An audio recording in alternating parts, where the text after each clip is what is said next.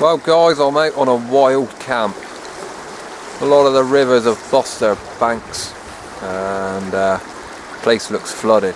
I'm going to have to head up to high ground just to try and keep my feet dry. I think camping down in any valleys is going to be a real risk of flooding, I think.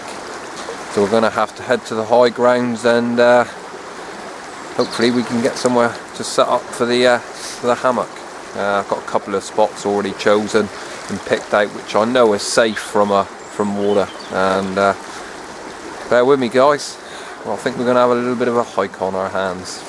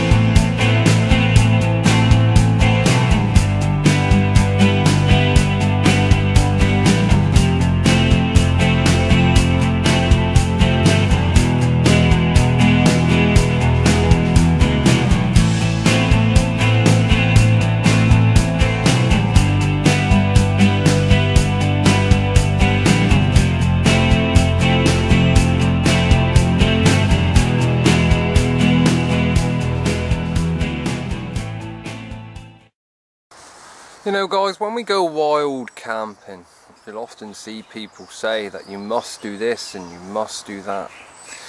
What always amazes me, you actually writ the scripts on what we should do when we're out enjoying ourselves. The idea of a wild camp is to have fun on it and enjoy yourself as best you can. I always take plenty of food, a nice warm sleeping bag and a hammock set up normally. And sometimes you have to sleep on the ground. People will often say you must pack your bag in this way, you must get to camp and set your shelter up first, things like that. But really, I always say, does it really matter as long as you are the one who's having the fun when you're out in the woods. Some people like to get to camp and just get themselves a cup of tea on the go. Often have a bit of a reflect on the walk that they've just had to their location. I like to get to camp and I just have a good look around just to see whether it's going to be half suitable. I often look water, and water's no problems here where I am. I often look at which way trees are going to fall if they're going to come down, and I'll look at which way they're leaning the most. Nothing worse than having a tree falling down in the night next to you. And things like that. But there's only so much you can learn from a video. You have to actually go out there and learn a lot of stuff for yourselves.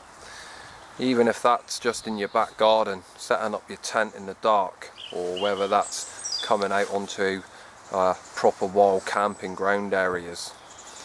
You need to really find out for yourself, watch and enjoy the videos. Often sleep systems and the hammock setups that people talk about, they say they're quite complicated. I'll show you my setup, my hammock setup, and we'll have a step-by-step guide through on how I really just set it up. It's pretty well much over the years the best way I've found of doing it, but what works for me certainly may not work for you. And I think there's too much of this blinkered on the way that we portray while camping. Well, you must do this first, you must do that first. And I always say that who are we to say that you're wrong? There is always going to be a right and wrong way of using tools, certain tools like an axe and a knife. You'd never want to be battening your knife with an axe, really, and it's not an ideal scenario. If you've got an axe, then you really should learn how to use that tool, because an axe is a great tool and a tool that can be used on its own without any aids of any other stuff. A knife, I like to keep sharp out in the field. A razor sharp knife is certainly better than having a blunt knife, and besides all that, you don't want to be damaging the edge of your knife. I like to keep a razor sharp edge on my knife. I find that if I really need it then in an emergency, it's gonna be there for me. My axe I tend to bang around and smack around a little bit, and that's what it's designed for. It's designed for chopping and splitting wood, and getting a fire going out here tonight is going to be a real problem. As a lot of you are aware, there's massive amounts of rainfall and flooding in the UK. I've bought backup. I have got a Trangia burner and some fuel with me, so no matter what happens, I'm going to be comfortable, and that's the key secret of a good wild camp: being comfortable and being happy. And like I say, try not to let people tell you this is the way you should pack your bag, and this is the way you should do this, and this is the way you should do that. I will give you some advice though. If it is raining, it's worth putting your tent up first. But I really don't need to tell you that on a video, because we call it common sense.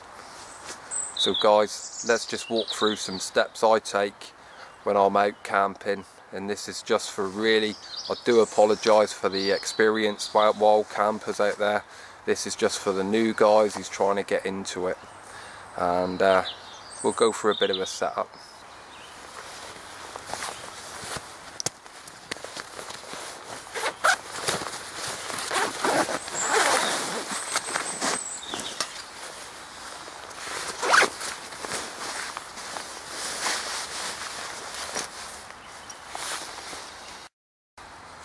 You'll see many different ways of hanging a hammock.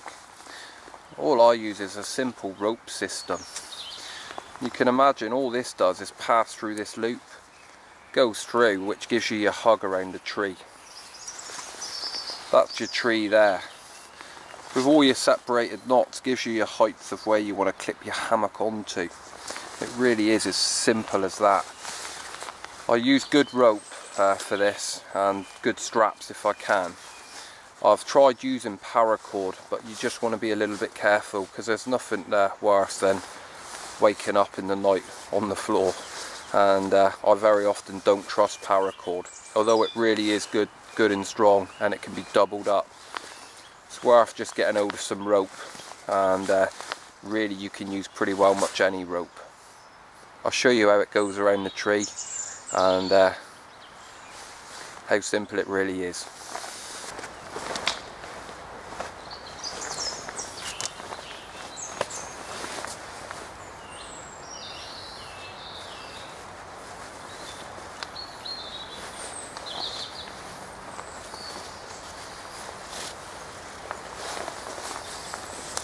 That really is simple as that. You can see there's different knots then. When my carabiner from the hammock will just come and accept that. Any water or moisture will come down this line, go onto the carabiner, just drop off. You can tie a bit of string off this if you want, and have it down into your pot. Normally if it's a heavy downpour that night, you can collect yourself some rainwater for the morning. Simple system, but believe it or not, that's really the hardest bit of hanging the hammock in the system I use. On the end of my hammock, set up with these carabiners. That's one end of the hammock. That simply just clips onto that rope, and that's it. Just run it along to the other side and the rope, and that will be the hammock system set up. Now you can see that I've actually pitched my hammock.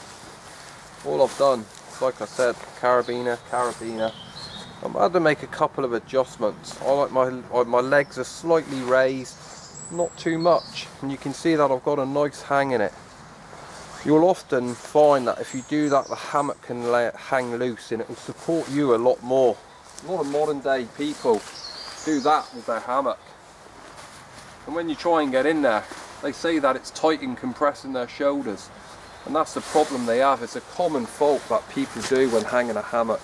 Hammock's designed to hang like this. The trouble is, in the British weather, you need an under blanket of some kind or some kind of insulation. The problem is, when you lay in a hammock, any fibres that are on here, your hammock will compress. So the idea is to put a thin insulation underneath the hammock of an under blanket of some kind. Now you can buy under blankets, or you can just make one for yourself, and I've actually went and bought one just for the simplicity and the easiness and the quickness of it. But any guys that are good, you can use any type of nice thick padding. In fact, I've even seen people make a good under blanket out of a single duvet cover, if you like. So next we'll just get the under blanket on. I'll show you how I attach mine.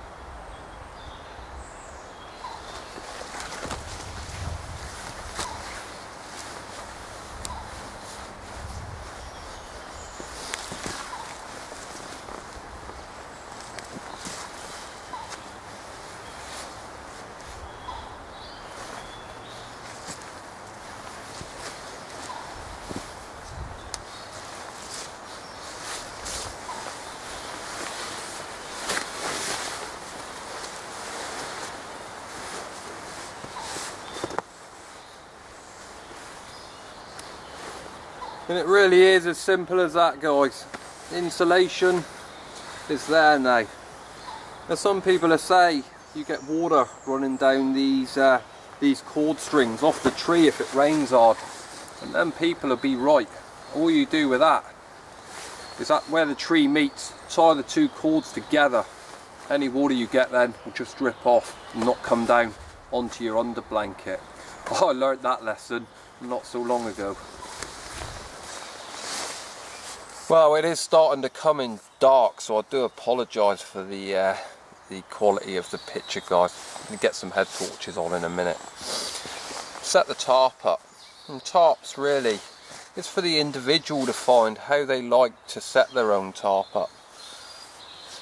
Mine's a real simple diamond shaped construction, and I've just found this best style of tarp to use with this setup. I've been out in weather that people really would probably normally stay at home in, and a lot of you would follow me on the last wild camp. There's certainly gale force winds and heavy rain. I stayed perfectly dry under this setup. The only thing is, you want to try and keep your tarp a bit tighter if you can. I'm not going to tell you how to set it up, but I always find a good tight tarp shed water a lot better than if you've got it slack. And in real high winds, maybe worth taking a couple of bungee cords with you and attaching them where your ropes would normally go. That gives the tarp a little bit of movement to stop it from ripping. Just a little bit of friendly advice and stuff that I've learnt over the years.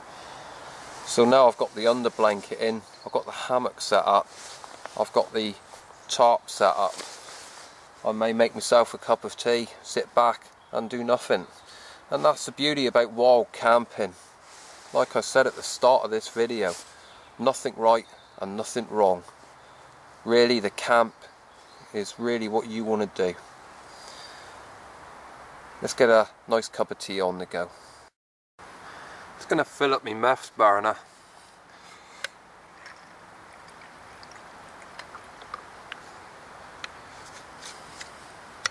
Then I'm going to put the lid back on it.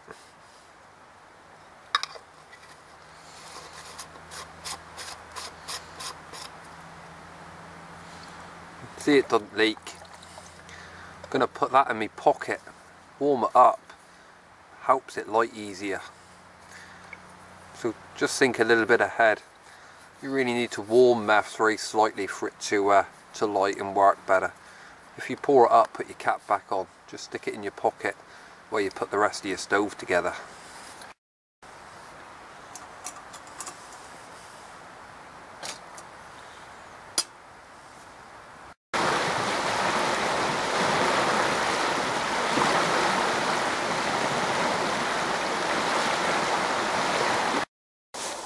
Well, what a good night's sleep that was.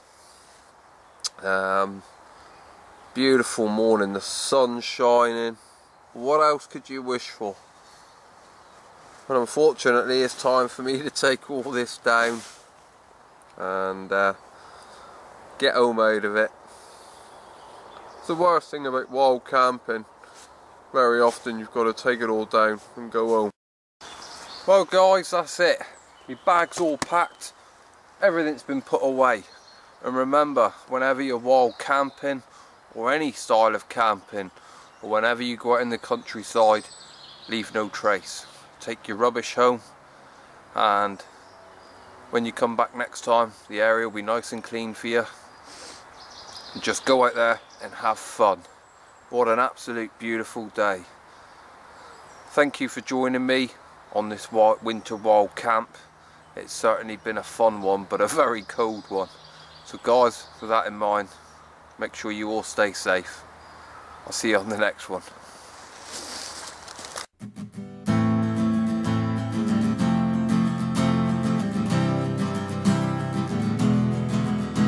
Come sit by my fire, I've a story to tell you, don't laugh, it's freaking me out.